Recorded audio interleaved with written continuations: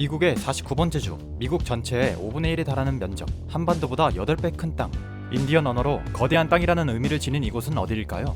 바로 알래스카입니다. 알래스카는 그 크기가 거대할 뿐만 아니라 엄청난 석유 매장량과 풍부한 지하 자원으로 수조 원의 가치를 지닌 땅입니다. 그런데 북아메리카 저 멀리에 동떨어져 있는 미국 땅 알래스카, 이상하지 않으세요? 사실 알래스카는 미국이 러시아에게 고작 720만 달러, 1에이커당 5센트에 구매한 복덩어리 땅입니다. 그렇다면 왜 러시아는 알짜배기 땅을 헐값에 팔았던 걸까요? 19세기 초 알래스카는 국제무역의 중심지였습니다. 러시아 상인들은 바다코끼리 상아와 값비싼 해달 모피를 찾아 알래스카에 몰려들었죠. 이것을 러시아의 무역회사가 맡아서 사업을 진행했는데요. 러시안 아메리칸 컴퍼니, 줄여서 RAC라는 곳이었습니다. 이 회사를 세운 것은 18세기 러시아 사업가들, 용감한 여행가들, 그리고 장사치 모험가들이었습니다. 그리고 그 중심에는 유능한 상인 알렉산드로 바라노프가 있었죠.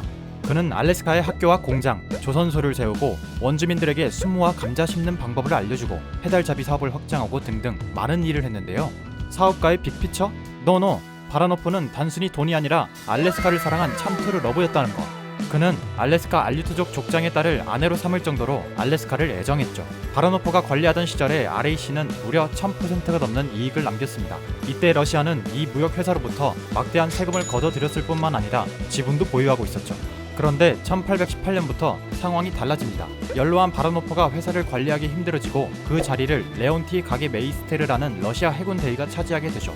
그런데 어쨌든 이 장군은 해군 장교들만이 회사 경영진이 될 수 있도록 방침을 바꿨습니다. 군 출신 인사들은 어마어마한 봉급을 받으면서 온갖 특권을 누리게 되죠. 또 이들은 원주민들에게서 구매하는 해달 모피의 가격을 반으로 깎는 등 횡포를 부리기 시작합니다. 그 결과 20년 만에 해달이 거의 멸종되었고 해달 모피 사업이 자취를 감추게 되죠. 그렇게 돈을 벌 수 있는 수단이 사라지자 현지인들은 가난에 시달리게 됩니다. 결국 참다 못한 현지인들이 무역회사를 향해 폭동을 일으키게 되죠. 그러나 회사는 군함으로 해안 마을에 포탄을 쏘며 폭동을 무력으로 진압합니다. 그렇다고 해군 장교들이 회사를 위해 아무것도 안 한 것은 아닙니다.